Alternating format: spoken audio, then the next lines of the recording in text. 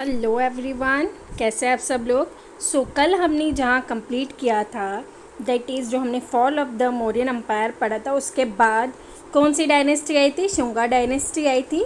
तो अब हम पढ़ेंगे पोस्ट मौर्यन यानी कि मौर्यन पीरियड के बाद क्या क्या चीज़ें हुई, यानी कि कौन कौन से एम्परर आए, कौन कौन सी डायनेस्टीज़ आई। हम उन चीज़ों को आज कंप्लीट करेंगे। एंड गुप्ता पीरियड से पहले, इसको ऐसे भी बोल सकते हैं पोस्ट मौर्यन पीरियड या pre Gupta period, Gupta period से पहले। इसका ईयर जो है 185 BC टू 319 AD तक। आज हम पढ़ेंगे पोस्ट मौर्यन पीरियड। तो शुंगा डायनेस्टी जो थी उसके फाउंडर कौन थे? पुष्यमित्र शुंगा। यहाँ से ये जो आप देख रहे हैं, ये जो मैप में ये ऑरेंज कलर की जो है, ये था शुंगा एम्पायर। इसके नीचे सतवाना एम्पायर भी आपको दिख रहा होगा एंड इंडो ग्रीक सिटीज़ भी, जो इंडो ग्रीक डैट इज़ परमार्था जो एम्पायर था वो भी यहाँ पे था। आप यहाँ से देख सकते हैं ये शुंगा एम्पायर है, ये सतवाना डायनेस्टीज़ जो है। आज हमारा जो टॉपिक है वो स्टार्ट होगा शुंगा डायनेस्टी से, जो 185 BC से 73 BC तक चली थी। इसको एस्टैब्लिश किसने किया था? पुष्यमित्र शुंगा, जो कि एक ब्राह्मण थे, कमांडर इन चीफ थे, जो लास्ट मौर्यन एम्पायर थे बृहद्रनाथ 185 BC में। तो इन्होंने 185 BC में Pushyamitra Shunga that is Shunga dynasty को एस्टैब्लिश किया। पुष्यमित्र शुंगा जो थे वो ऑर्थोडॉक्स हिंदुइज्म में बिलीव करते थे। इन्होंने जो थे बुद्धिस्ट स्तूपास बनाए बहरुत मध्य प्रदेश में, और during the range of Shunga dynasty इनकी जो कैपिटल थी वो कौन सी? विदुषा, जो कि MP में है।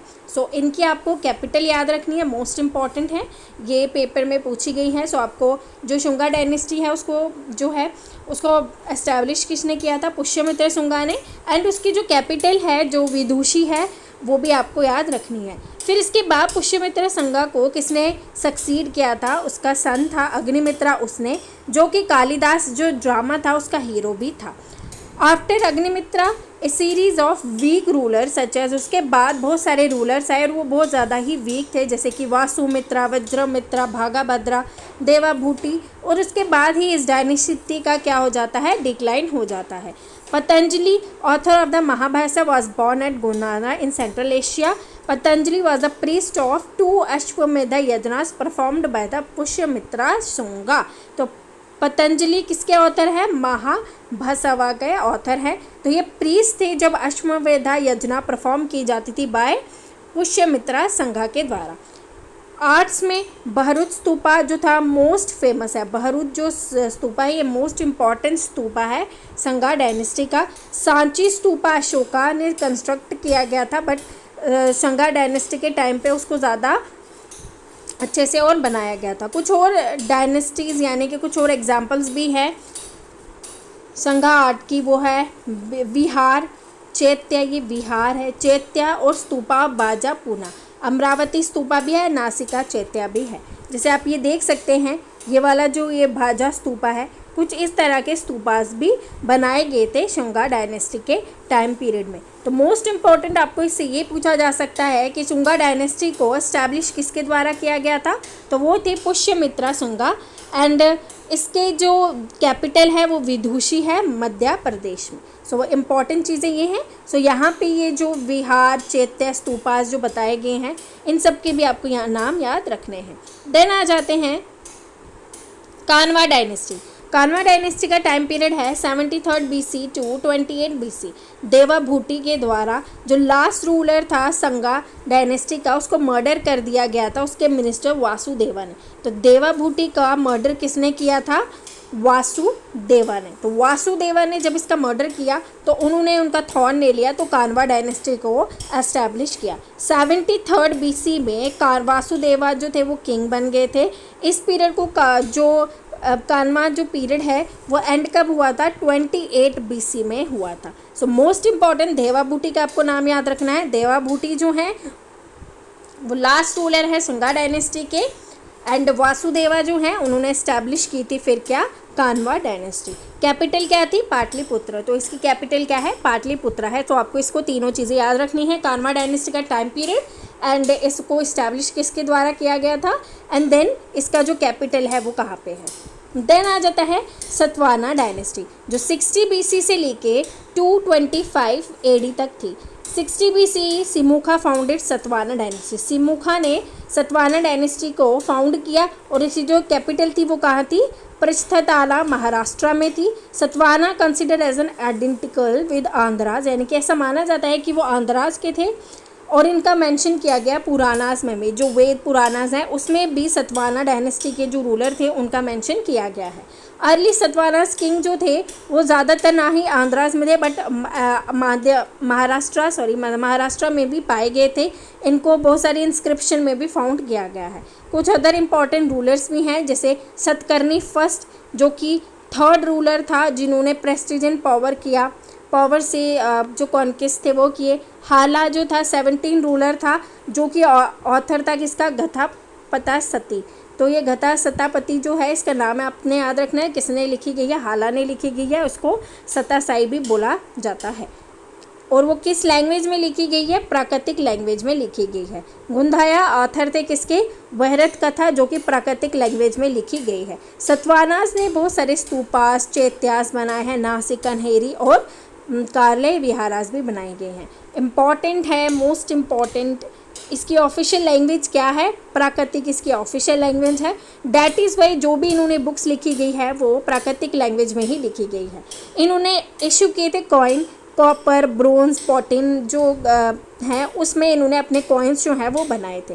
फेमस कल्चर्स हैं अमरावती में, नागार्जुना कोंडा इनके फेमस कल्चर है। तो यहाँ पे आर्ट एंड कल्चर के भी क्वेश्चन आ सकते हैं। आर्ट एंड कल्चर में आपको इसमें क्या पूछेंगे? जो अमरावती है एंड जो नागार्जुना कोंडा है वो किसके टाइम पीरियड में बनाया गया है? तो वो बनाए गए हैं सतवाना डायनेस्टी के टाइम पीरियड में। तो आपको ये याद रखना है कि मोस्ट इम्पॉर्टेंट है, आर्ट एंड कल्चर से भी रिलेटेड है, तो आपको इसको याद रखना है। देन हम अब देखते हैं कि जो सतवाना डायनेस्टी है वो कहाँ से थी। तो आप ये साउथ की तरफ ये देख सकते हैं मैप में, सतवाना एम्पायर जो था वो यहाँ पे है। इधर है कुछ सतवाना एम्पायर एंड यहाँ पे आप देख सकते हैं शुंगा डायनेस्टी एंड यहाँ पे है जो कुशाना एम्पायर्स भी हैं। सो ये जो है मैप में आप अच्छे से देख सकते हैं कि सतवाना एम्पायर कहाँ है, शुंगा एम्पायर कहाँ है एंड कुशाना एम्पायर कहाँ पे है। सो इम्पॉर्टेंट बुक्स के नाम याद रखने हैं कि हाला ने कौन सी बुक लिखी गई है एंड गुंदाया जो है उन्होंने कौन सी बुक लिखी गई है। एंड लैंग्वेज, मोस्ट इंपॉर्टेंट जो लैंग्वेज है वो भी याद रखने हैं आपने कि इनकी लैंग्वेज जो थी, ऑफिशियल लैंग्वेज जो थी वो थी प्राकृतिक, इनकी जो लैंग्वेज थी वो थी। देन कॉइन्स जो थे बनाए गए थे copper, bronze and potin. And Amaravati या नागार्जुना कोंडा जो है फेमस कल्चर हैं इसकी सतवाना डायनेस्टी के। फिर सतवाना डायनेस्टी को किसने सक्सीड किया गया था? एक बार कुश ने सक्सीड किया था 3rd सेंचुरी AD में। एक शकुस ने सक्सीड किया था 3rd सेंचुरी BC में। सो याद रखना है आपको ये नागार्जुना कोंडा एंड अमरावती, ये मोस्ट इम्पॉर्टेंट है, आर्ट एंड कल्चर से भी रिलेटेड है, तो याद रखिएगा। अमरावती को महाचैत्य स्तूपा भी कहा जाता है। Buddhist monument located at Amaravati village near Andhra Pradesh. तो आपको ये जो यहाँ पे लिखा है ये आप इसको पढ़ लीजिएगा अच्छे से। अमरावती जो है एम्बेसी ऑफ एम्पर अशोका के द्वारा फाउंड की गई थी, तो याद रखिएगा। सो अभी तक हमने पढ़ा है कौन सा? हमने पढ़ा है अभी तक शुंगा डायनेस्टी जिसको फाउंड किया गया था by Pushyamitra Shunga. And then हमने पढ़ा है कान्वा डायनेस्टी एंड देन उसके बाद हमने पढ़ा है अपना सतवाना डायनेस्टी। तो सतवाना डायनेस्टी की मेन ऑफिशियल लैंग्वेज क्या है? प्राकृतिक लैंग्वेज है। और जो इन्होंने बुक्स लिखी गई है वो भी प्राकृतिक जो लैंग्वेज है उसी में ही लिखी गई है। देन है चेती या Chedi dynasty of Kalinga. Kalinga war के बाद जहाँ पे वो कलिंगा में जो उड़ीसा में है वहाँ पे जो डायनेस्टी फाउंड हो गई थी वो थी चेती डायनेस्टी। चेती डायनेस्टी किसने फाउंड की गई थी? A new dynasty Chedi is rift already 1st century BC में आई थी। कुछ इंपॉर्टेंट इन्फॉर्मेशन है जो कि हाथी गुम्पा इंस्क्रिप्शन जो भुवनेश्वर ओडिशा में है। खारे वाला जो किंग था उसने जो थी चेदी डायनेस्टी जो थी वो फाउंड की थी कलिंगा में। तो हाथी गुम्पा जो इंस्क्रिप्शन है उसमें इस डायनेस्टी के बारे में लिखा गया है। जो खारे वाला जो थे वो फॉलोवर थे जैनिज़्म के। खारे वाला जो थे जैन मॉन्क थे जिन्होंने केव्स बनाई उदयगिरी में, उदयगिरी हिल्स नियर भुवनेश्वर इन ओडिशा। तो यहाँ पे आप देख सकते हैं ये है खारे वाला किंग। एंड यहाँ पे आप देख सकते हैं जो ये खारे वाला एम्पायर था तो वो इस तरीके का था। एंड यहाँ पे ये इंस्क्रिप्शन है हाथी गुम्पा इंस्क्रिप्शन, एंड ये है किंग खारे वाला किंग यहाँ पे है। सो ये थे हमारा जो थर्ड पॉइंट था, that is Cheti dynasty Kalinga की। सो इसमें आपने इनका नाम याद रखना है। एंड जो हाथी गुम्पा है ये मोस्ट इम्पॉर्टेंट है, तो आपको ये याद रखना है। आर्ट एंड कल्चर से भी इसके रिलेटेड क्वेश्चन पूछे गए हैं, इसीलिए मैंने आपको ये टॉपिक पढ़ाया ताकि आपके जो आर्ट एंड कल्चर के क्वेश्चंस हैं वो भी इसी में ही कंप्लीट हो जाए। देन कुछ फॉरेन सक्सेसर भी आए थे, इंडो ग्रीक आए थे 2nd सेंचुरी BC में नॉर्थ वेस्टर्न इंडिया में पोस्ट मॉडर्न टाइम के बाद, मतलब मॉडर्न टाइम के बाद जो इंडो ग्रीक आए थे, फर्स्ट फॉरेन रूलर आए थे आफ्टर मॉडर्न पीरियड। जो फेमस थे उनका नाम था मेंडर, जिसको मिलिंडा भी बोला जाता है। कुछ सोर्सेज के अकॉर्डिंग उन्होंने जो अपना रिलीजन था बुद्धिज़्म में कन्वर्ट कर दिया गया। उनका जो बुद्धिज़्म में कन्वर्जन हुआ था वो किसके द्वारा किया गया था? नागार्जुना या नागार्जुना के द्वारा किया गया था। इंडो ग्रीक इम्पॉर्टेंट है हिस्ट्री के लिए बिकॉज इनके टाइम पे बहुत सारे जो कॉइन्स थे वो इशू किए गए थे, लार्ज नंबर ऑफ कॉइन्स जो थे वो इशू किए गए थे, तो इसीलिए ये मोस्ट इम्पॉर्टेंट है। और Greek features in the era become famous. Gandhara school जो था नॉर्थ वेस्टर्न इंडिया में, वहाँ पे ग्रीक फीचर्स जो थे उनको जो आर्ट में यूज़ किए गए थे गंधारा स्कूल में। तो ग्रीक फीचर यूज़ किए गए थे कहाँ पे? गंधारा स्कूल में, जो कि नॉर्थ वेस्टर्न इंडिया में है। गोल्ड कॉइन्स यूज़ किए गए थे फर्स्ट टाइम किसमें? इंडो ग्रीक टाइम पीरियड में, जब इंडो ग्रीक इंडिया में आए थे। सो यहाँ पे आप इस मैप में देख सकते हैं, मैप कहाँ हो गया, सॉरी इसका मैप थोड़ा मिल नहीं रहा है, बट इसका मैं मैप आपको ग्रुप पे सेंड कर दूंगी तो आप वहाँ से देख लीजिएगा। बट इनका जो बुद्धिज़्म में कन्वर्जन हुआ था वो नागार्जुना संगा के टाइम पे हुआ था, तो इनके टाइम पे इशू हुए थे गोल्ड कॉइन्स। ओके, सो आपको ये याद रखना है। तो ऊपर था इसका मैप, एक सेकेंड मैं ला के दिखाती हूँ आपको। इंडो ग्रीक ये है, यहाँ पे जो इंडो ग्रीक आए थे वो इस तरफ से आए थे, यहाँ पे आप देख सकते हैं इंडो ग्रीक जो थे वो यहाँ से ही आए थे। तो ये था इंडो ग्रीक का। तो यहाँ पे सुंगा एम्पायर भी है, सतवाना एम्पायर भी है। देन हम आगे मूव करते हैं अपने जो साकास थे, 1st सेंचुरी से 4th सेंचुरी AD तक आए थे। साकास को सैकाथियंस भी replace the Indo Greek in India, जिन्होंने साकास ने रिप्लेस किसको किया? इंडो ग्रीक्स को। मोस्ट इंपॉर्टेंट जो साका रूलर था वो था रुद्र दामन, जो 130 AD से 150 AD तक आया था। वो ना कि फेमस था मिलिट्री कनक्वेस्ट है, बट ऑल्सो इन्होंने बहुत सारा पब्लिक वर्क्स भी किए थे। इन्होंने जो सुदर्शन लेक थी मौर्यन एम्पायर के टाइम पे उसे बहुत ज़्यादा रिपेयर किया था, अच्छा काम किया था। एंड इन्होंने संस्कृत जो थी ये उसके पैटर्नेज थे, और इन्होंने जितनी भी इंस्क्रिप्शन लिखी उन्हें चैस्टे संस्कृत यानी कि जो ओरिजिनल संस्कृत होता है उसमें इन्होंने अपनी जितने भी इंस्क्रिप्शंस हैं उन्हें उसमें लिखा गया था। कुछ इंपॉर्टेंट साका रूलर्स हैं जैसे नहापाना, उषादेवा, घामाटिकास एंड चस्टाना, ये इंपॉर्टेंट कुछ साका रूलर्स हैं। 58 BC में विक्रमादित्य एक किंग था उज्जैन का, उन्होंने डिफीट किया साका को और स्टार्ट किया विक्रम संवत जो डायनेस्टी थी उसे स्टार्ट किया था। सो ये है साका डायनेस्टी, जिसमें कुछ इम्पॉर्टेंट ये दो चीज़ें हैं कि इसके जो इम्पॉर्टेंट रूलर है वो रुद्र दमन हैं, जो कि मिलिट्री के लिए नहीं बल्कि अपने पब्लिक वर्क के लिए भी बहुत ज़्यादा ही फेमस थे। सो इसका आपको टाइम पीरियड याद रखना है, वही इसमें ज़्यादा इंपॉर्टेंट है। देन मूव करते हैं अपने पार्थेंस के पीछे, जिसको पल्लवास भी बोला जाता है। 1st सेंचुरी से 3rd सेंचुरी, इसमें मोस्ट इम्पॉर्टेंट चीज़ क्या है कि इन्होंने इनके टाइम पीरियड में कौन आए थे? सेंट थॉमस आए थे इंडिया में, जिन्होंने क्रिश्चियनिटी को प्रोपोगेट करना चाहा इंडिया में। तो इसके लिए इम्पॉर्टेंट क्या है? सेंट थॉमस आए थे इंडिया में, तो इसका आप नाम याद रखिएगा। सेंट थॉमस आए थे जो कि एक साधु थे जो इंडिया में आए थे, जिन्होंने क्रिश्चियनिटी को प्रोपोगेट करना चाहा था। सो ये यहाँ पे आप देख सकते हैं जो पार्थियन जो किंगडम था वो यहाँ तक था। तो ये मैप में आप देख सकते हैं जो ऑरेंज कलर का है ये सब क्या था? पार्थियन किंगडम था।